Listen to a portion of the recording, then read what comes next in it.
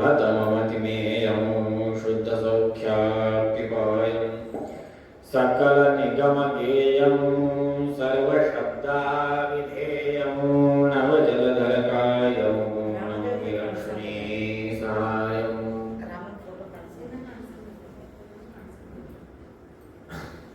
जन्माद्यस्य यतोऽन्वयादितरतश्चार्थेष्वभिज्ञस्वराट् तेने ब्रह्महृदायादिकवये मुह्यन्ति यं सूरयः तेजो वारिमृदां यथा विनिमयो यत्र स्त्रिसर्गो मृषा धाम्ना स्वेन सदा निरस्तकुहकं सत्यं परं धीमहि।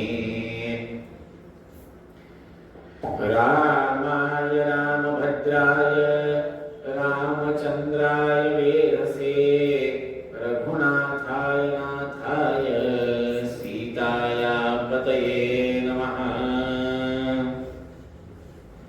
लोकाभिरामं रणरङ्गधीरं राजीवनेत्रं रघुवंशनाथं कारुण्यरूपं करुणाकरन्तं श्रीरामचन्द्रं शरणं प्रपद्ये। मनोजवं मारुततुल्यवेगं जितेन्द्रियं बुद्धिमतां वरिष्ठं वातात्मजं वानरयूतमुख्यं श्रीरामदूतं शरणं प्रपद्ये। नौमि न्यायसुधादिकृज्जयमुनीन् श्रीपादराट् सन्मुनीन् व्यासार्यान् विविधागमाब्धिविहरान् श्रीवादिराजानपि वन्दे हंसवरान् रघुत्तमगुरून् वैदग्ध्यवारानिधीन् श्रीसत्यव्रत राघवेन्द्रमुनिपान् सद्बोधसद्ध्यानपान् विद्यायां विबुधाचार्यं वेदज्ञानाब्धिचन्दिरं गुरुमतध्वान्तमार्तण्डं सत्यध्यानमुनिं भजे।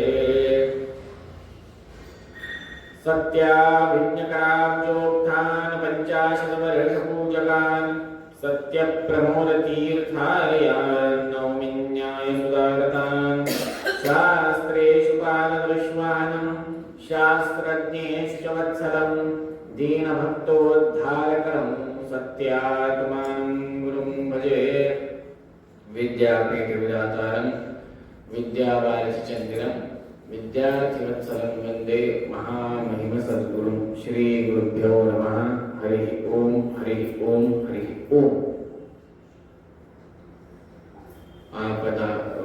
आपदामपहर्तारं दातारं सर्वसम्पदां लोकाभिरामं श्रीरामं भूयो भूयो नमाम्यहम्। भगवंताचा अनुग्रह कसा असतो या संदर्भात आपण चिंतन करतोय।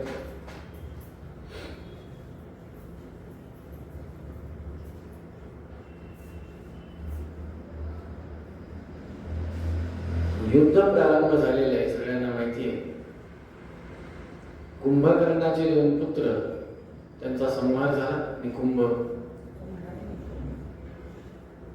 दोघांचाही संहार झाल्यानंतर आता सगळे श्रेष्ठ महारथी आदरले।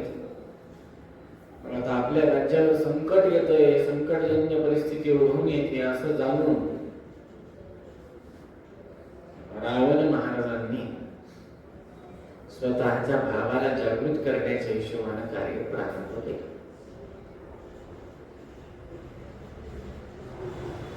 कुंभकर्णाची झोप म्हणजे काय? दिव्य आपण म्हणतो का कुंभकर्णासारखा बोलायला आहे, पात्रताच नाही तशी झोपण्याची। नाव पण घेऊ नये तसं, त्यांची योग्यताच वेगळी झोपायची। काय योग्यता आहे? 1 दिवस फक्त जागृत राहायचे, सकाळ सूर्योदय ते सूर्यास्त, वापस 24 तास पण नाही, सूर्योदय ते परत झोपायचं।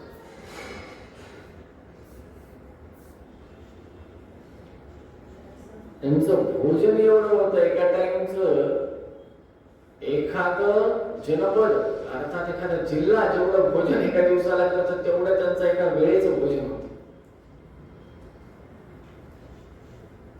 असं असताना भगवंत त्यांचा संहार कसा करतो बघा.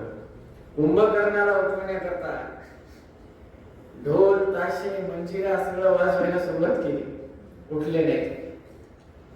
नाना विविध प्रकारचे प्राणी त्यांच्या अंगावर उड्या मारण्यासाठी नेले, उठले नाहीत. तर शेवटी कशाने उठले? भोजन पदार्थाची वासाने, भोजनाच्या वासाने. एकमेव असं बघा, किती मोठा माणूस व्रतस्थ असू द्या,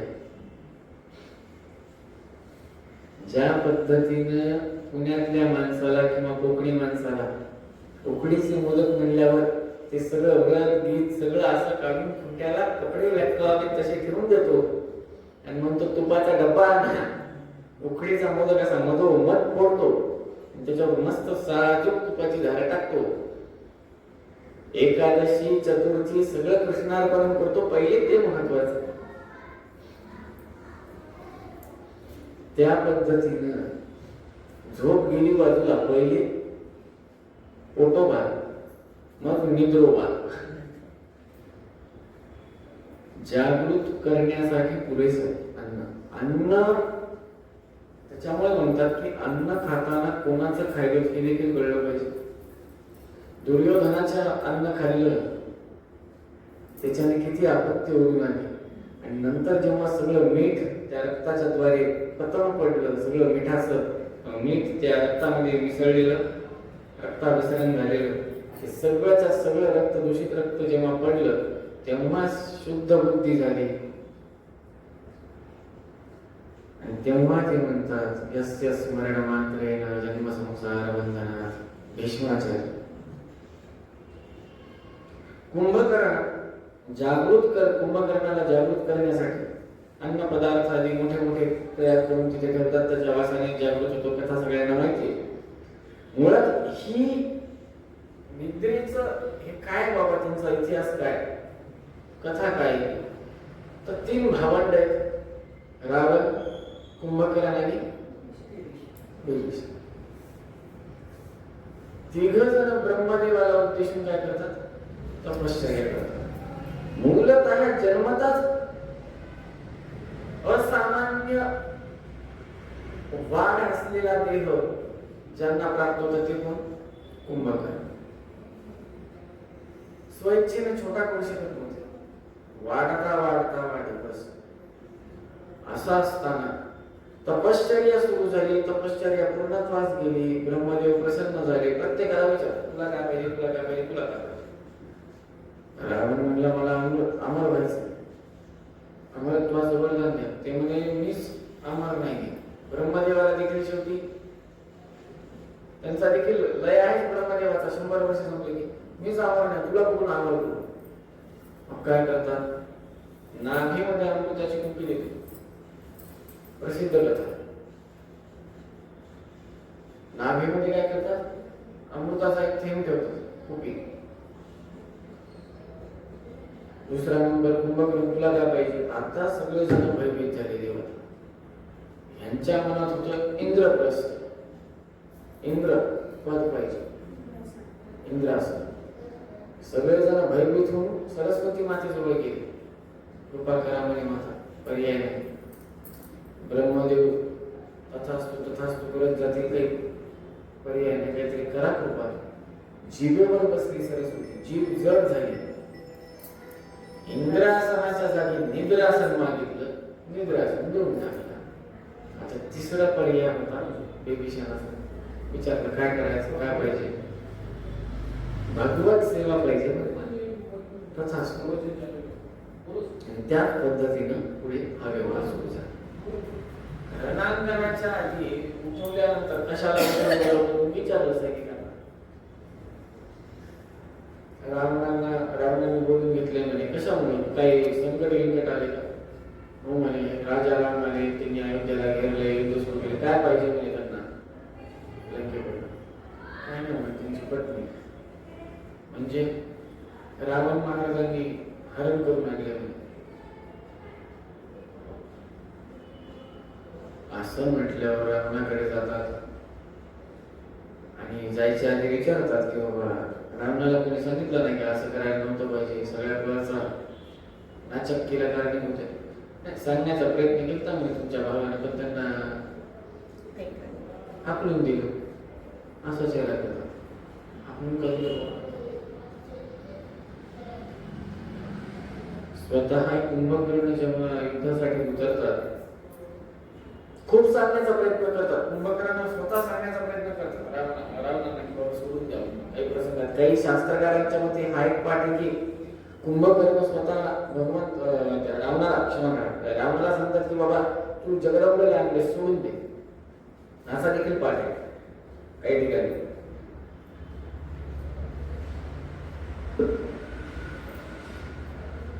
असं असताना मला ज्ञान पाजळू नकोस, मी तुझा ज्येष्ठ आहे, जे सांगतोय ते कर. ज्येष्ठ भाऊ हा पिता असतो, पिता सदृश असतो, पिता तुल्य असतो, पितृतुल्य असतो. त्यांची आज्ञा म्हणून युद्धासाठी उतरले. युद्धासाठी उतरताना बघा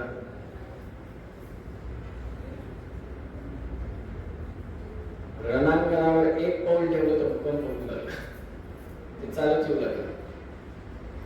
आणि असा 11 देह बघितल्यावर लक्ष्मणजी म्हणतात हे कोण आहेत, काय चौकशी करतात. तेव्हा सुग्रीव, लक्ष्मण, जांबवंत, अंगद आदी सगळ्यांना विभीषण उद्देशून म्हणतात की माझे भाऊ आहेत, ज्येष्ठ भाऊ आहेत, रावणाला अनुज आहेत, मला ज्येष्ठ आहेत असं सांगत असताना त्यांच्या देहाबद्दल मायेबद्दल सांगतात. त्यांच्या ब्रह्मदेवाने दिलेल्या वरदानाची कथा सांगतात. भगवंत म्हणतात एकदा जाऊन त्यांना विचार कुठला आपल्या पक्षात आनंद, आपली शक्ती वाढत. तेव्हा विभीषण स्वतः जातो रणांगणावर आणि स्वतःच्या भावाला संभाषण करायला टाकतो. धर्म काय अधर्म काय याचं ज्ञान देतो. धर्म काय आहे पहिला मुद्दा हा. जे आपल्याला वाटेल तो धर्म का जो मुळात धर्म आहे तो धर्म.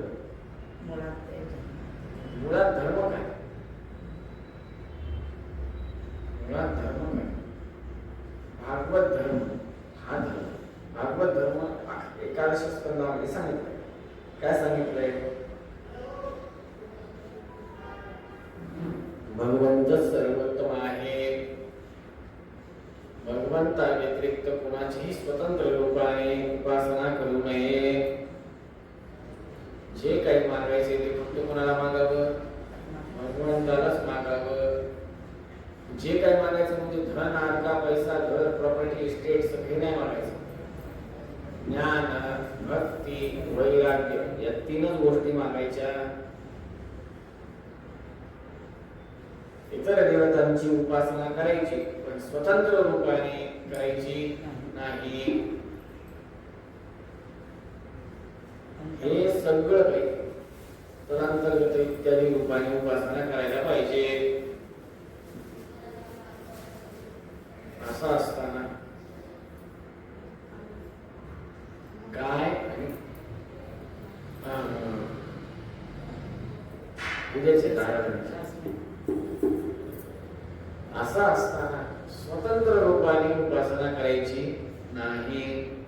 18व्या अध्यायामध्ये महाभारत तात्पर्य निर्णयामध्ये 4थ्या श्लोकामध्ये म्हणतात शुद्धे भागवते धर्मे निरतो यस्तुकोदरः. शुद्ध भागवत धर्मामध्ये निरंतर असणारे, निरत राहणारे, कार्यान्वित राहणारे असे कोण आहेत? गुरुपोदर भीमसेन देव आहे. दुसरं कोणी आहे का? शुद्ध भागवत धर्म सांगताना काय म्हणतात की बाबा सदैव भगवतनिष्ठता बुद्धी राहणे, भगवंत हा स्वतंत्र आहे, मी अधीन आहे हे भावना राहणे, भगवंताच्या कृपेने, भगवंताच्या प्रेरणेने. बघा धर्म कसा असतो संक्षिप्त सांगतो. 10वीला पोरं आता परीक्षा दिली पोराला 35% पडले, भगवंताची इच्छा. पोराला 90% पडले, भगवंताची कृपा. भगवंताची इच्छा आणि भगवंताची कृपा, या दोन गोष्टीवर जर का आपण कायम ठाम राहिलो तर आपली बुद्धी कशी होईल? भगवत निष्ठा बुद्धी होईल. म्हणजे काय म्हणायचं कळलं? वाईट काही घडलं मनाच्या विरुद्ध तर भगवंताची इच्छा, आनंदी सगळं घडलं मनासारखं भगवंताची कृपा, ही भावना आपल्या मनात राहत नाही. फार सामान्य आहे. त्याच्यात वेदांत शास्त्राचा काही सार काहीच नाही, डोकं लावण्याची गोष्टच नाही. सरळ सरळ गणित. भगवंताच्या कृपेनं चांदी घेऊन ठेवली, भगवंताच्या कृपेनं सोनं घेऊन ठेवलं, 8 लाख झाली चांदी, भगवंताची कृपा. भाव वाढला, फायदाच फायदा. पडली खाली चांदी, 2 लाख, 2.5 लाख, 3 लाख, भगवंताची इच्छा.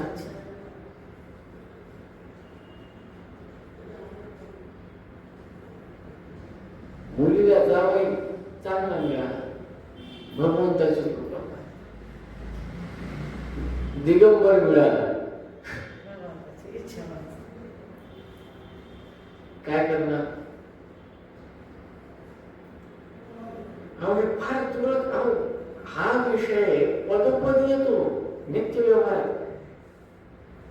दूध उतू जात, कृष्णार्पण म्हणा, भगवंताची इच्छा. दूध फाटलं, भगवंताची इच्छा. त्याच्यातून खरवस्त येतं, भगवंताची कृपा. फाटलेल्या दुधाचा पण पदार्थ तयार होतो, हे तर माणूस आहे. त्याच्यामुळे खूप सुंदर पद आहे. भगवंत कशा पद्धतीने धर्मरक्षण करतो बघा बरं. तू माझा यजमान रामा, तू माझा यजमान. जननी जठरी रक्ष्य दे मज, जननी जठरी रक्ष्य दे मज. हे सांगतात कोण? विभीषण. कोणाला सांगतात? धर्म. कुंभकर्णाला. ओ सुनी पंच प्राण रामा, तू माझा यजमान. आईच्या पोटामध्ये असताना नाळ जोडलेली असते. आई जे खातं ते कोणाला मिळतं? लेकराला. असं असताना जीव दोन वेगवेगळे, पण आईनं खाल्लं की बाळाचं पोट कसं काय होत? जीव वेगळेच का नाही? वाढायला जीव म्हणजे तो जीव भिन्न आहे, मान्य करणंच आहे. पण आईनं खाल्ल्यावर बाळाचं कसं काय भरतं पोट? कोणी तयार केली? तर कोणी बाहेरून टाकली चिरफाड करून? बाहेर करत बाहेर निघता, बाहेर निघता मातेचे स्तनी, बाहेर निघता मातेचे स्तनी, पय केले निर्माण रामा, तू माझा यजमान. भगवंतानं गर्भात असताना कृपा केली, गर्भाच्या बाहेर आल्यावर पण कृपा केली. दूध ते पण कोणाचं? मातेचं. आधी येत होतं का? वासरू झाल्याशिवाय गाय पण दूध देत नाही. देते का?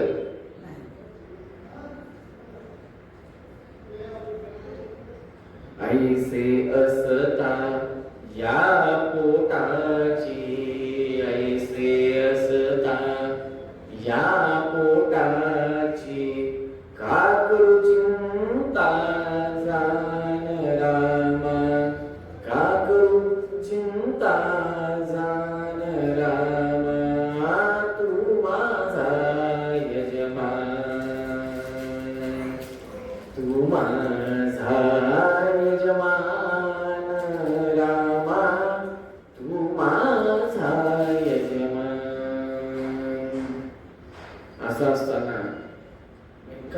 करू. सगळं काही कोणाच्या चरणी सोडले मी? परमात्म्याच्या. शेवटच्या कडे म्हणतात मध्वमुनीश्वर स्वामी रमापती. मध्वमुनीश्वर स्वामी रमापती. धरी माझा अभिमान राम. धरी माझा अभिमान राम. तू माझा यजमान. आज माझ्या वडिलांची आठवण आली. माझा वडील हे करतात. खूप गंभीर भाव आहे त्याच्यात. काय नाहीये याच्यात. मध्वमुनीश्वर मध्वाचार्यांचे ईश्वर कोण आहेत? मध्वमुनीश्वर स्वामी रमापती. कोण आहेत त्यांचे ईश्वर मध्वाचार्यांचे? स्वामी रमापती.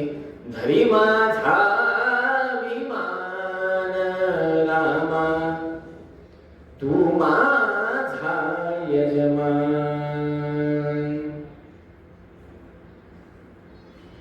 विभीषण देखील ते एवढ्याच अंतःकरणाने सांगतात की बाबा धर्म आचरण करताना ऐसे असता या पोटाची. पोटाची म्हणजे काय? या देहाची. मी विरुद्ध पक्षात आहे. कुंभकर्णा ज्येष्ठ बंधू, मी तुमच्या विरुद्ध पक्षात आहे. मी तुमच्या शत्रूच्या पक्षात आहे.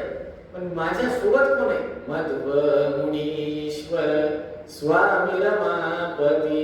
धरी माझा अभिमान रामा. त्यांनी माझा अभिमान धरलेला आहे. ते माझ्या पाठीशी. असं असताना, माझ्या पाठीशी असताना ऐसे असता या पोटाची. ऐसे असता या पोटाची. पोटाची म्हणजे काय? नुसतं खाण्यापिण्याची नाही, या देहाची, या बुद्धीची, या विचारसरणीची. मराठी साहित्यामध्ये साहित्याचं चिंतन करताना थोडस नीट लक्ष देऊन जर का चिंतन केलं तर चंद्र सदृश मुख. नवरा बायकोला म्हणतो तू चंद्रासारखे दिसते. चंद्रावर तर डाग खड्डे. मग आता बायकोनं स्तुती केली म्हणून टाळी वाजवायची, शबासकी द्यायची, का लाटणं हातामध्ये घ्यायचं? नेमकं करायचं काय? तर काव्यकार साहित्यकार म्हणतात की हे करू नये. काव्यामध्ये समानता उदाहरणामध्ये चिंतू नये. असं असताना पोट या शब्दानं देहेंद्रिय किंवा बुद्धिमत्ता, विचारसरणी, व्यवहार असा करून घ्यावा. ऐसे असता या पोटाची. विभीषण म्हणतात असं असताना माझ्या बुद्धीची मी धर्माचरणाने वागतोय तर मला भीती नाहीये युद्धाची. कशाची? युद्धाची. मला माझ्या देहाची काळजी नाहीये. कालच आपण चिंतन केलं. सगळं काही दावावर लावून युद्धात उतरणं काय असतं? ह्याला उदाहरण उत्तम विभीषण आहे. समोर आपले भाऊच आहेत, त्यांना सगळ्या खास कळल्या माहिती. सगळं काही कुंड्याला टांगून दिलं. जे होईल ते होईल. ऐसे असता का? एवढा विश्वास कुठून आला? तर त्याचे दोन कडवे पहिले फार महत्वाचे. जननी जठरी रक्षियले मज. आईच्या गर्भात असताना रक्षण तूच केलंस. पोसूनही पंच प्राण रामा. दुसरं कडवं त्याच्यावर महत्वाचं. बरं नुसतं तू मला आतमध्ये जपलं का? बाहेर निघता मातेचे स्तनी पय केले निर्माण रामा. तू माझा यजमान. अहो साधं गाईचं वासरू असो, म्हशीचं असो, रेड्याचं असो, काय काय जे जे काही प्राणी आहेत, कोणी असो, जेव्हा माता प्रसूत होते, प्राणीचे, मनुष्य पण प्राणीचे, किती नाही म्हणत तरी मनुष्य म्हणून काय काय करणार? शेवटी त्याची राखच होणार आहे. आला जिथून तिथंच जाणार आहे. चुकलं. मातीतून आलात मातीत जाणार आहे. मातीतून कशी आलात ते सांगतो. धान्य खाल्लं, धान्य पिकलं कुठं? मातीत.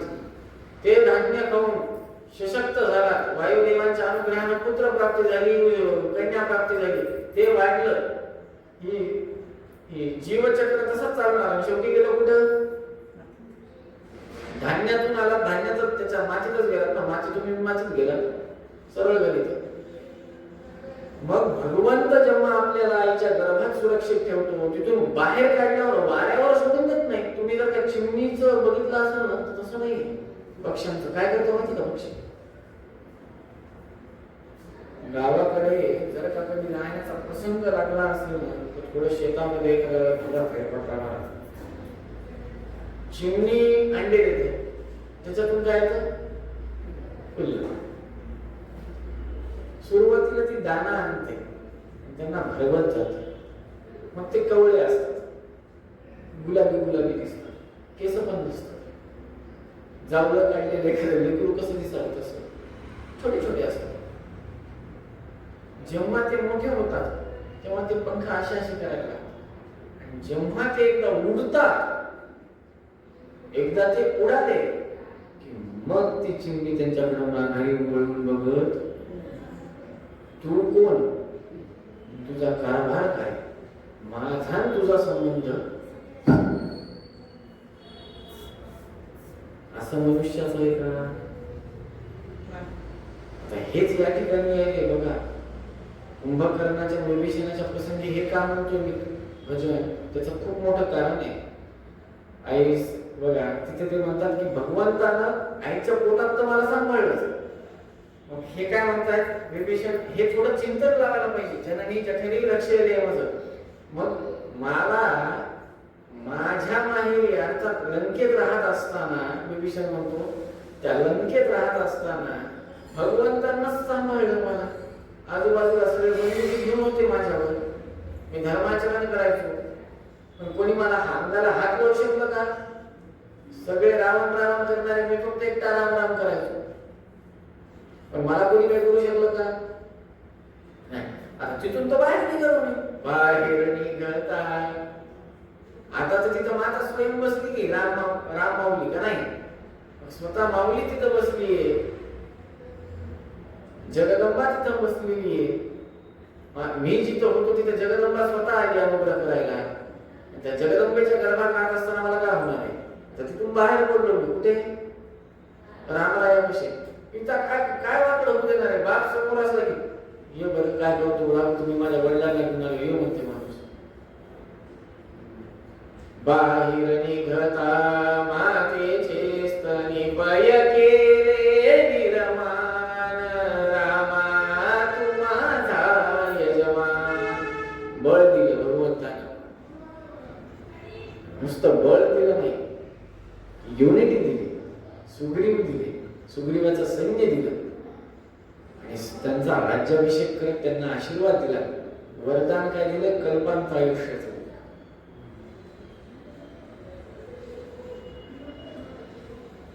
नंतर हे आता काय इकडे काय म्हणतात की बाबा धर्माचरणाशी आम्ही निगडीत राहिलो. विभीषण म्हणजे मी कळेल असं सांगतो, व्यास वाल्मिकी रामायणात फार स्पष्ट म्हणतात की बाबा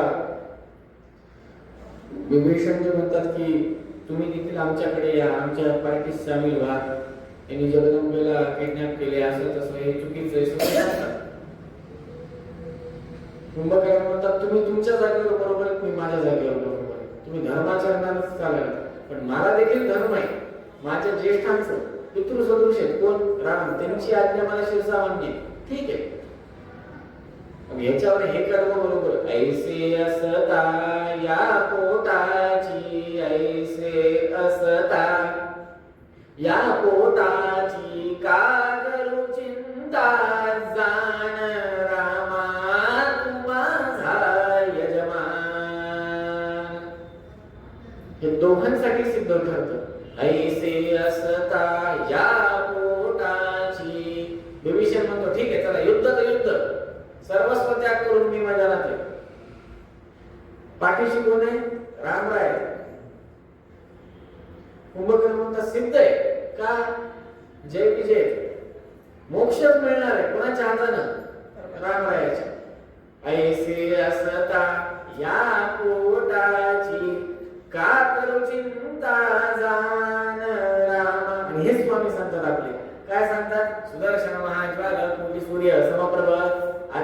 आनंदस्तने नित्यं विष्णुं मार्गं प्रदर्शय पाञ्चजन्यजध्वान हस्तापादक संचय पाहि मां पापिनं घोर संसारात् नवपातिनं मुद्रा म्हणतात. मुद्रा का घ्यायच्या? ऐसे असता या पोटाची देहावर आसक्ती फार राहते. कसं होईल, कुठं होईल, चांगलं होईल का नाही, वाईट होईल का नाही, माझा देह स्वच्छ झाला का नाही, मलिन झाला का, उदरनिर्वाह कसा काय काय करायचं. स्वामीजींवर विश्वास ठेवायचा. मुद्रा त्याच्यासाठी. मुद्रा घेतो आपण. तुकाराम महाराज म्हणतात मुद्रा हृदयी ठसावी. मुद्रा घेतली तुम्ही, पण मुद्रा घेतल्यानंतर लगेच बाहेरचं खायला हॉटेलला जाऊन आलो, तहान लागली म्हणून पाणी पिलं बिस्लरीचं, भूक लागली म्हणून चहा पिला, कॉफी पिली. मुद्रा घेतल्यावर हे खूप कमी लोकांना माहिती आहे. साहित्य मराठी तुकाराम महाराज म्हणतात की मुद्रा घेतल्यानंतर काय गांभीर्यता आहे माहिती आहे का? म्हणजे काय धर्मासाठीच तुम्हाला तुमचं देह द्यावा लागतो. पहिला नियम, मुखातून धर्माचंच वाणी निघाली पाहिजे. सगळं धर्मवाक्य अर्थात सत्यवचन झाले पाहिजे. धर्मासाठीच कार्यान्वित व्हावं लागतं. धर्माला समर्पण करावं लागतं. आणि प्राण गेला तरी तो धर्मासाठीच गेला पाहिजे. विषय कळाला? यमराजाला देखील धाक बसला पाहिजे की तुम्हाला कुठल्या अवस्थेत न्यावं, कुठल्या नाही. देवपूजा करत असताना किंवा देवपूजा संपल्यावर मंदिरात बसल्या बसल्या किंवा मंदिराच्या आवारात अशा ठिकाणातून तो जायला किंवा धर्मासाठी लढत असताना जावा. गेले आंघोळीला झाली का, आंघोळ तिथंच जाईल, काय कामाचं. त्याच्यामुळे ऐसे असता या पोटाची. बघा कुंभकर्णांना देखील माहिती आहे. कुंभकर्ण कोण आहेत? जय विजय विजय विजय आणि विभीषण. कुंभकर्ण जय विजयांना शाप कोणाचा आहे? सनकादिचा. राक्षस कोळी आले. वरदान काय दिलं भगवंतानं? मीच तुमचा संहार करेन. ह्याच्यापेक्षा अजून काय पाहिजे? अहो आपली पात्रता ती पण नाही हो. भगवंताने अहो आपली पात्रता ही पण नाही की स्वामींनी एखादी चूक आपल्याकडनं घडल्यावर स्वामींनी मारावं. स्वामींच्या चरणाशी कुंभ टाकण्याची आपली योग्यता नाही. रामदेवांचं दर्शन तर फार दूरची गोष्ट झाली. आणि इकडं विभीषण की जे स्वतः भगवंताच्या छत्रछायेत, त्यांना कशाच भय? ऐसे असता या देहावर माझी आसक्ती मी सोडून दिली आहे. युद्धामध्ये उतरत असताना देहावरची आसक्ती पहिली ठेवून चालते का काढून टाकलं असतं? काय घरात आता कसं मराठीत म्हणतो, घरात आल्यावर तुळशी पत्र ठेवणं. तुळशी पत्र ठेवणं म्हणजे काय? कधी येईल नाही माहित नाही. एखाद्या वेळा सातारा साईडला गेला, वीरांची भूमी सातारा असं म्हणतात. साताऱ्यामध्ये एक नियम आहे का गावात? ऐकण्यासारखा. 2 लेकरं झाले, 2 मुलं, एक मुलगा मायबापाजवळ राहतो, दुसरा मुलगा देशासाठी राहतो. नियमच आहे त्या गावाचा. आज गत चाललाय. 2 लेकरं झाली की एक तिकडं पाठवायचं नाही, तिथं ठेवायचं.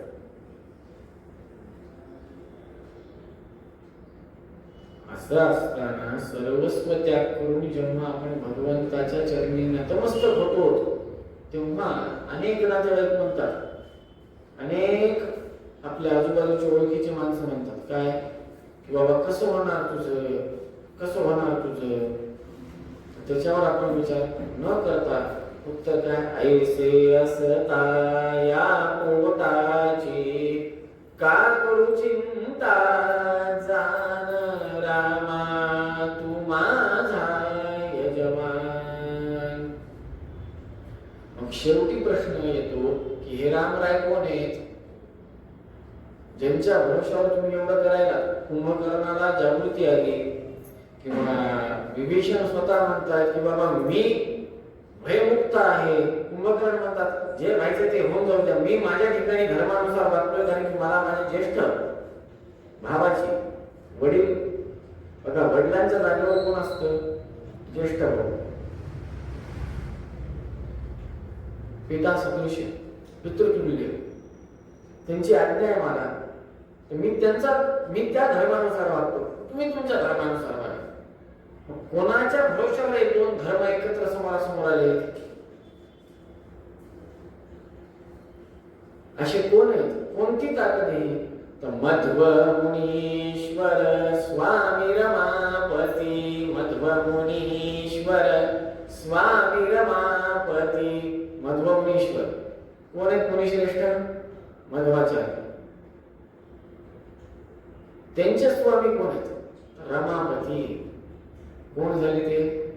भगवंत रामराय. मध्व मुनीश्वर स्वामी रमापती. धरी माझा अभिमान रामा. मराठीमध्ये शब्द प्रयोग होतो की भगवंतांना आता लाज राखावी आपली. माझा अभिमान, माझी मान मर्यादा आपण म्हणतो ना. नानेन माडिदेनो रंगय्या रंगा. त्याचा पुढचं काय? मान अभिमान गुरु. कोणाचा आहे मान अभिमान? कोणी दिलंय? कोणी दिलं? परमात्मा. तेच सांगतात, धरी माझा अभिमान रामा. तू माझा यजमान, तू माझा यजमान रामा. तू माझा यजमान. सगळा धर्म सांगतात. धर्म सांगितल्यावर आता समोरासमोर दोन धर्म आहेत. एक आज्ञेचा की बाबा ज्येष्ठ बंधू हा पिता सदृश आहे, त्याची आज्ञा आहे युद्धाला उतर. आणि दुसरा भगवंताचा.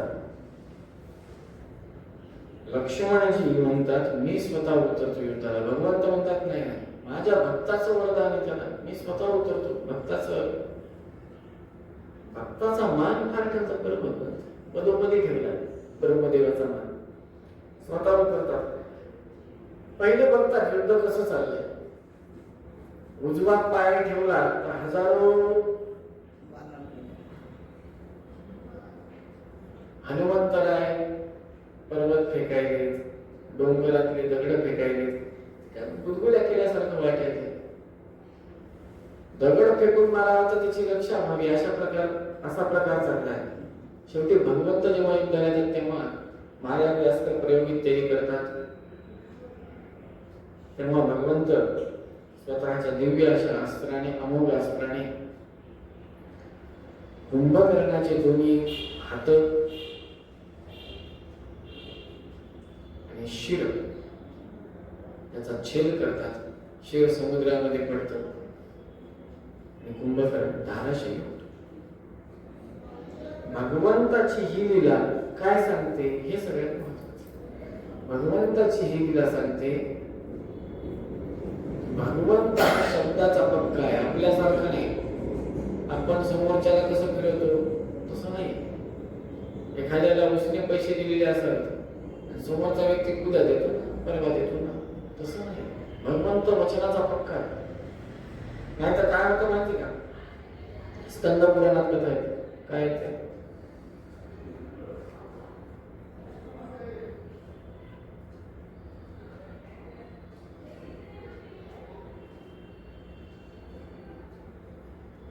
सत्यनारायणाची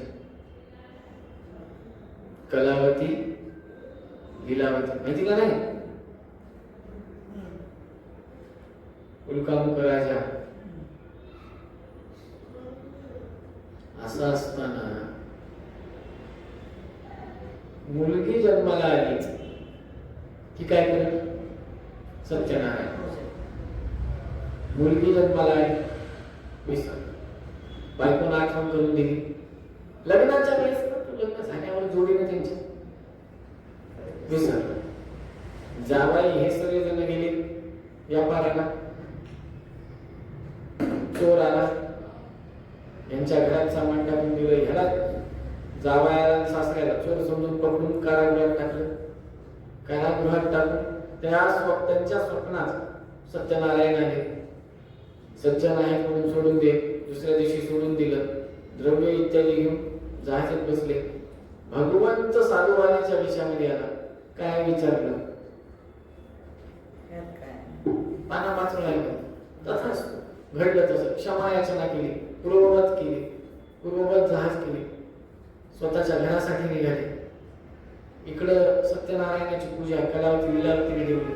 तीर्थप्रसाद न भक्षण करून तसंच पती दर्शनासाठी जहाजे सहित पतीसहित नौका पाण्यात डुबवून टाकली. आकाशवाणी झाली, तीर्थप्रसाद घेऊन ये, तीर्थप्रसाद घेऊन आले, जहाज प्रत्यक्ष झाले. आखी सत्यनारायणाची कथा सांगितली.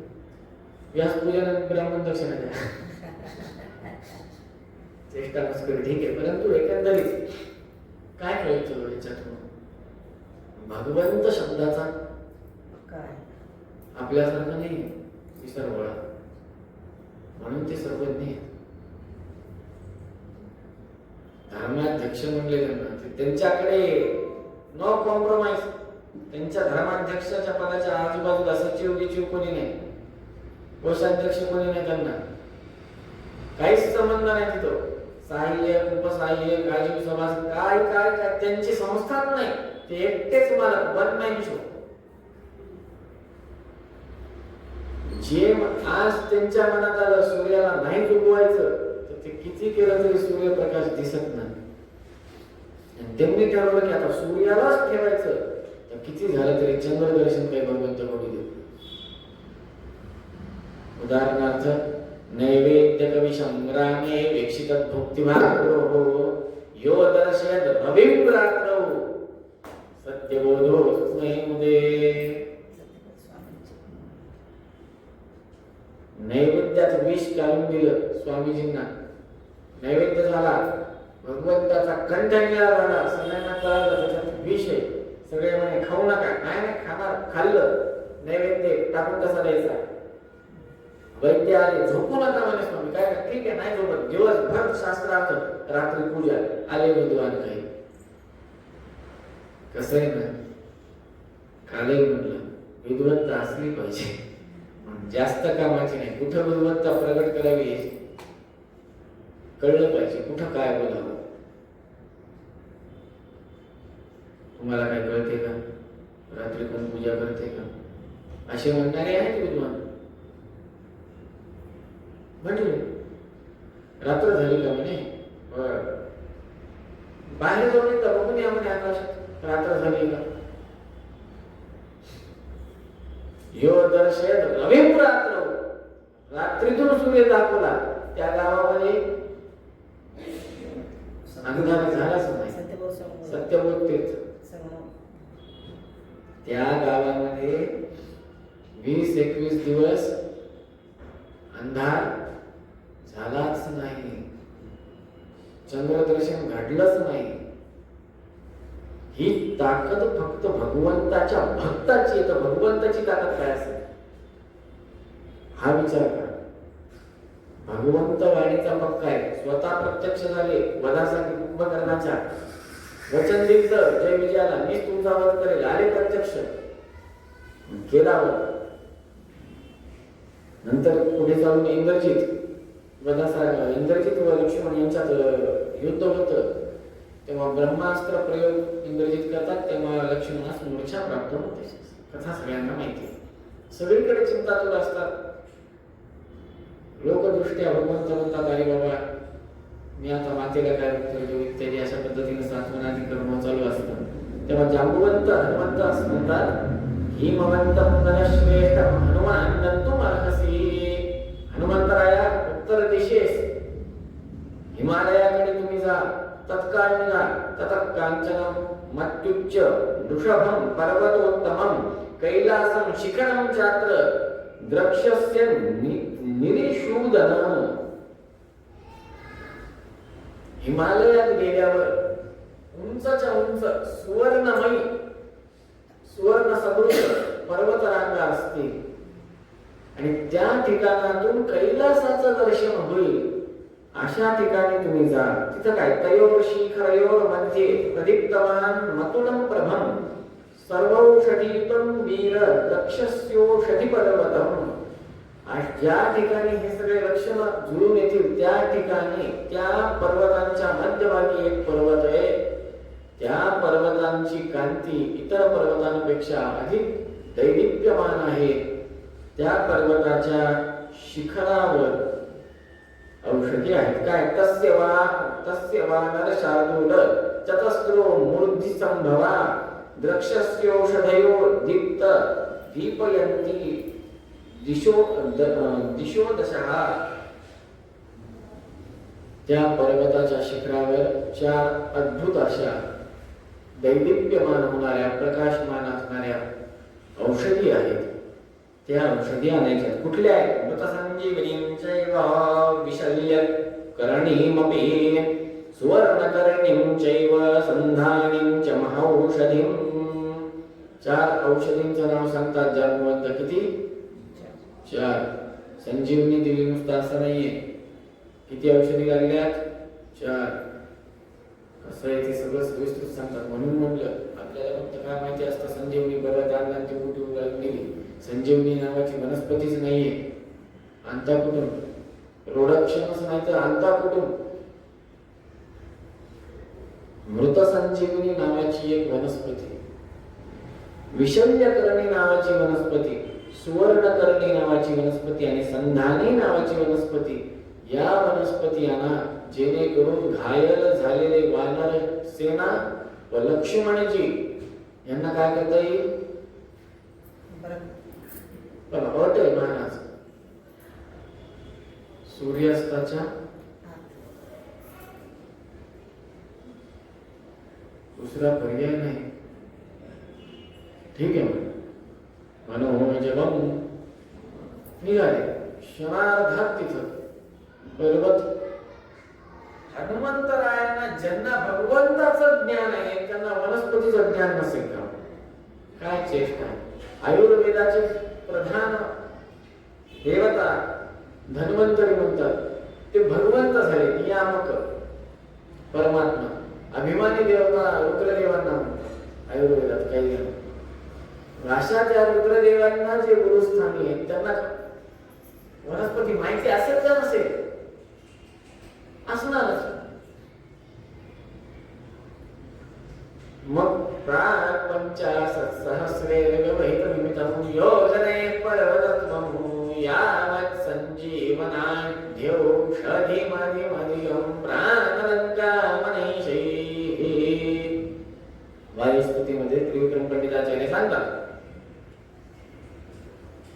की बाबा संजीवनी पर्वत, त्या संजीवनी औषधी आणण्याकरता पर्वत उचलून का आणला?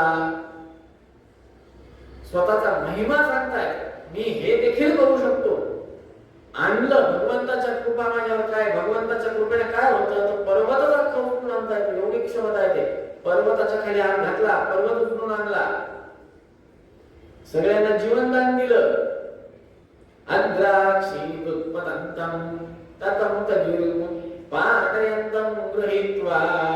भगवंत म्हणे आता काम झालं बघा सगळं पर्वताचं.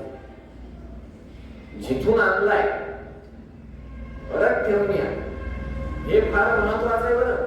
या संदर्भात काही लिहिलं आहे ज्या साधू संतांच्या आहेत त्या नीट ऐका.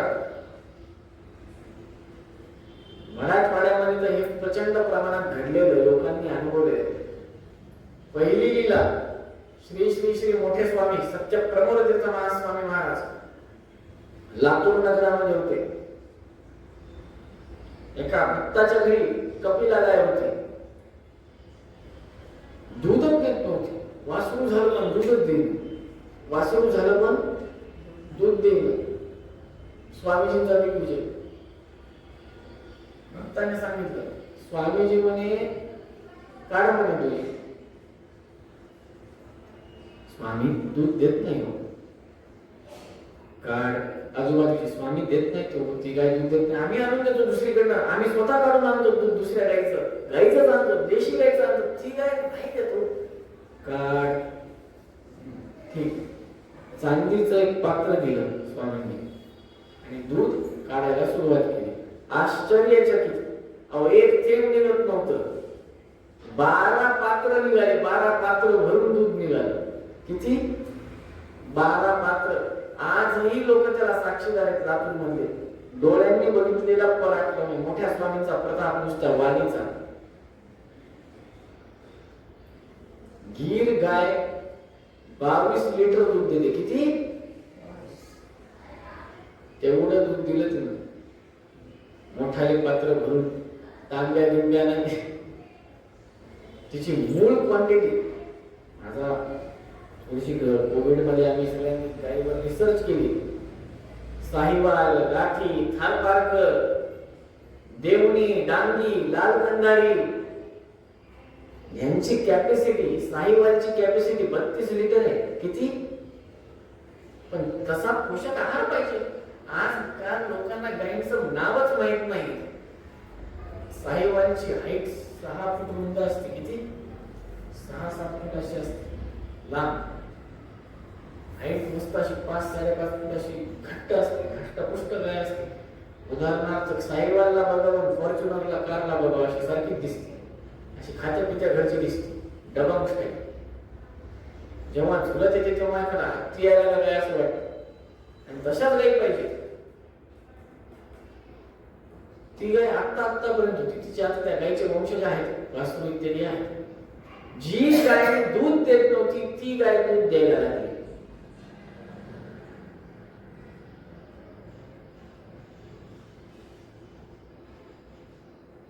एका यज्ञाच्या प्रसंगी तूप कमी पडलं. काय कमी पडलं? तूप. काय करायचं आता? ब्राह्मण जेवायला पण बसणारे, यज्ञ पण आहे, अखंड यज्ञ आहे. तूप कमी पडले. जुन्या काळात काही वाहन नव्हते.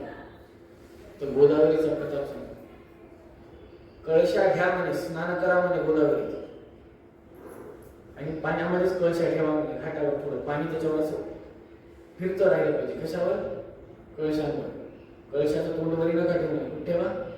पाण्यात. पालथा नाही, सरळ. आणि स्नान करा म्हणे. ओल्यानं कळशा बाहेर काढा म्हणे. किती कळशा पाहिजेत, किती घागरी पाहिजेत, तूप किती पाहिजे विचारलं. तेवढ्या कळशा ठेवा म्हणे आतमध्ये घागरी. स्नान करून तेवढ्या जणांनी ते बाहेर आणायचे. ठीक आहे म्हणे महाराज. गेले, स्नान केले. ओल्यानं त्या कळशा उचलल्या, गंगेच्या पाण्यानं भरलेल्या. आणि त्यांनी सांगितलं अशा आणायच्या नाहीत. कशा आणायच्या? खांद्यावर ठेवून आणायच्या. बघायचं नाही कोणी त्याच्यात काय. काही गरज नाही. पाणी सरळ आणायचं आणि यज्ञशाळेच्या तिकडे ठेवायचं म्हणे घागऱ्यावर. ठीक आहे. आणलं उचलून. जसं यज्ञ संविधानात ठेवलं, यज्ञ नारायणाच्या तूप झालं त्याचं. सगळ्या पंक्ती गिंती, सगळ्यांचे जेवणे खावणे सगळं झालं. किती वापरलं तूप आणि किती बाकी आहे? म्हणजे 2 घागरी बाकी आहे. किती वापरलं? काही वापरलं म्हणजे जेवढं वापरलं तेवढं आलेलं तूप तेवढ्या घागरीमध्ये भरून वापस देऊन टाकायचं. कोणाला? गंगेला. ते आणलं घागरी, ते तुपाचे डबे आणले, गोदावरीच्या पात्रात जाऊन धरले आणि उघडले तर त्याच्यातून फक्त पाणी पडायचे. बद बद बद बद बद पाणी.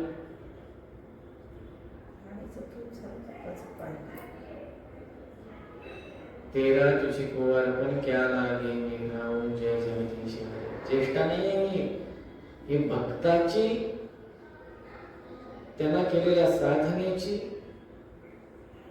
आणि भगवंतानं लाज ठेवली. धरी माझा अभिमान रामा, तू माझा यजमान. स्वामीजींनी असं कित्येक जणांचा उद्धार केलाय. मोठ्या स्वामींनी मराठवाड्यात तर मोठ्या स्वामींनी प्रत्येकाच्या घरोघरी जाऊन मोठ्या स्वामींनी खडसावून लोकांचा उद्धार केला. खडसावून खडबडून जागृत केले. कधी कोणाच्या घरात येत होते मेळ लागत नव्हता. दिग्विजयामध्ये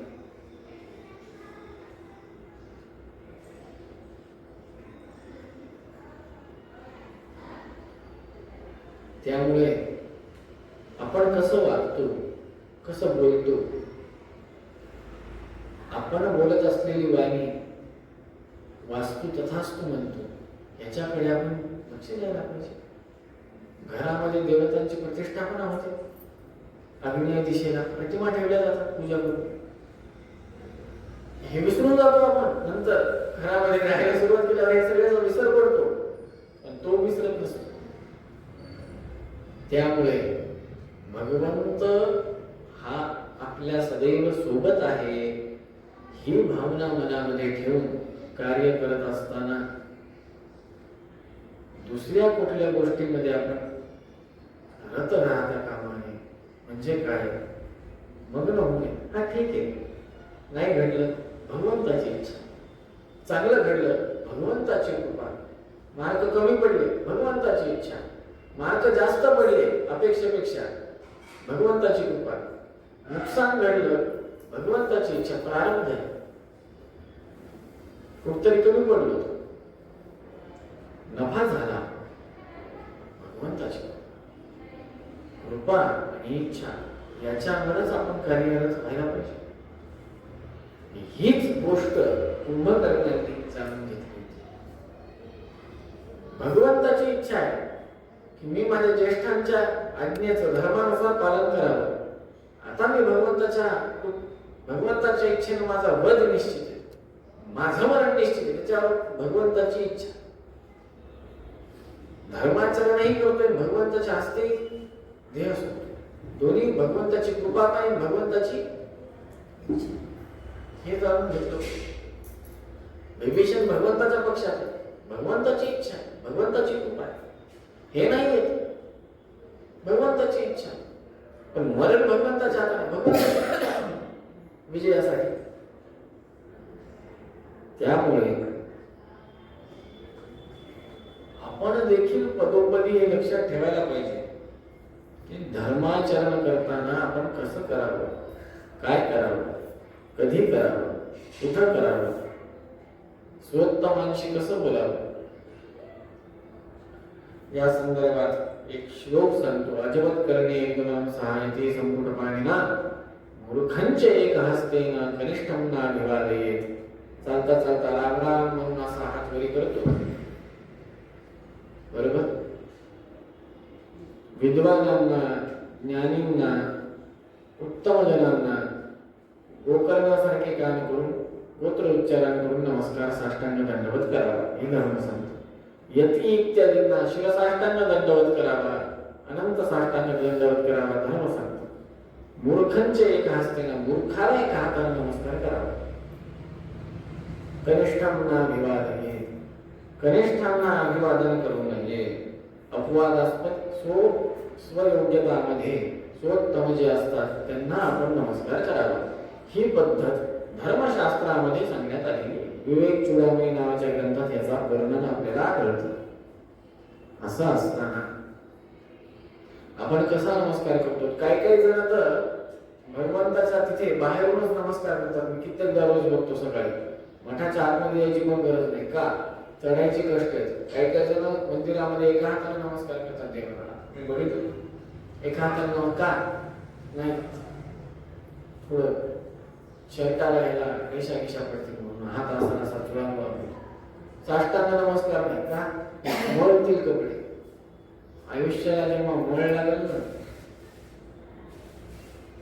तेव्हा तोपर्यंत कळत नाही काय मळ लागतो. जो इंदिरा गांधींच्या कुटुंबाला शाप लागला तो मळ लागतो बघत असतो. भगवंताची इच्छा. करपात्री महास्वामींनी गोहत्या बंद व्हावी म्हणून संसद भवनाला घेरलं होतं. हजारो संत होते, लाखो गायी होत्या, पुढे गायी मागे संत. जोपर्यंत कायदा पास होणार नाही तोपर्यंत संसद भवनातला माणूस बाहेर येणार नाही, बाहेरचा माणूस आत जाणार नाही, असं घेराबंदी केली. तेव्हा इंदिरा गांधीने आधी वचन दिलं आम्ही सत्तेत आल्यावर काय करू, कायदा आणला नाही. तेव्हा अंधाधुंद तर कायदा तर आणलाच नाही, संतांवर आणि गायींवर गोळ्या चालवल्या. तेव्हा करपात्री महास्वामी महाराज कमंडलूतलं पाणी घेऊन शाप देतात. गायीची हत्या झाली, संतांची झाली. संतांची हत्या माफ केली, गायीची हत्या झाली. ज्या पद्धतीने गायीची चाळणी होईस्तोवर तुम्ही गोळ्या झाडल्या त्याच पद्धतीने तुझा कुळाचा नाश.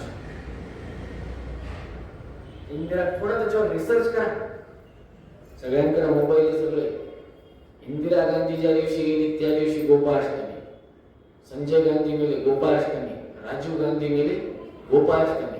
आता पुढचं सांगण्याची गरज नाही. आणि भीती कोणाची नाही.